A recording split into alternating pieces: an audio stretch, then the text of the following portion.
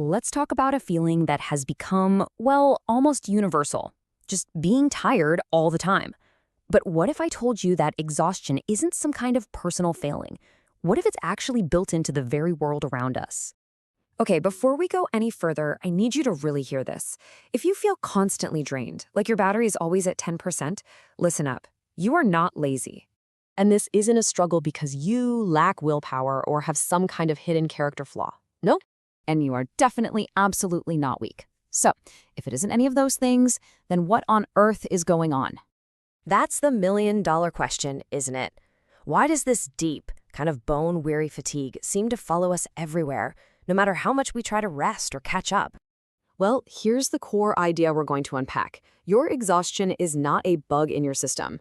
It's a feature of the modern world's architecture. It has been built pretty much on purpose. So let's break down this architecture. We're going to look at the modern paradox, that constant digital pressure, the invisible mental load we all carry, the relentless pace of life, what happens when life goes unprocessed, and then finally, the most important first step you can take. So let's start with this big idea, an architecture of exhaustion.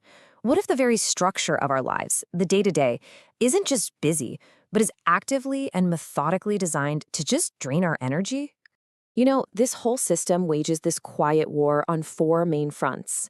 It messes with our body's natural cycles, it completely overloads our brains, it keeps our nervous systems on high alert 24/7, and it gives us zero room to emotionally recover.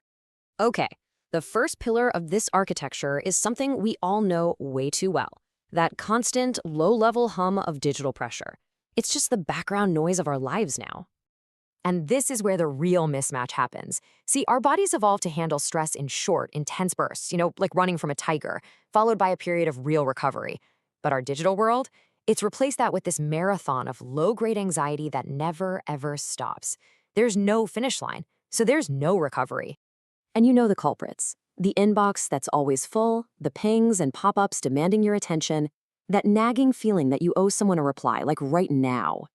The result is a mind that never gets the memo that it's safe to power down. And when your mind can't rest, your body can't truly recover either.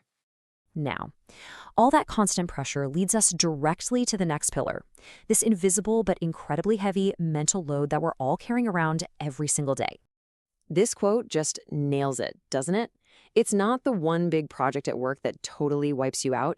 It's the thousands of tiny choices, what to wear, what to eat, which email to answer first, what to watch on TV, that all add up to this mountain of fatigue. And the scale of this is just staggering. Some research suggests we make up to 35,000 remotely conscious decisions every single day. Think about that. Each one is like a tiny withdrawal from your mental energy bank. Is it any wonder we feel completely broke by the end of the day? And making all of this even worse are these two powerful forces that work together. A constant and, let's be honest, often fake sense of urgency, and this cultural obsession with constantly improving ourselves. So what happens is you end up in a state of permanent activation. Every message demands an instant reply. Any kind of delay feels like you're failing.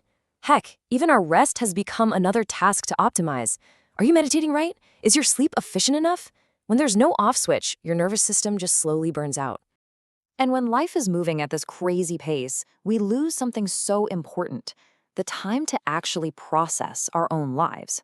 And that leads us to the deepest, most profound piece of this whole architecture. It's called emotional fatigue. And this is not about being physically tired. This is a much deeper exhaustion that builds up when we just don't have the space to make sense of our experiences or deal with stress as it's happening. The process is actually pretty simple, but it's really destructive. Life moves so fast that experiences just pile up, one on top of the other. We feel something, frustration from a meeting, a little bit of joy from a nice text, grief from a loss. But before we have a single moment to examine it, the next thing happens. So we postpone it, we put it on a shelf. But that unprocessed pressure, it doesn't just go away. It morphs into this heavy, hard-to-shake fatigue.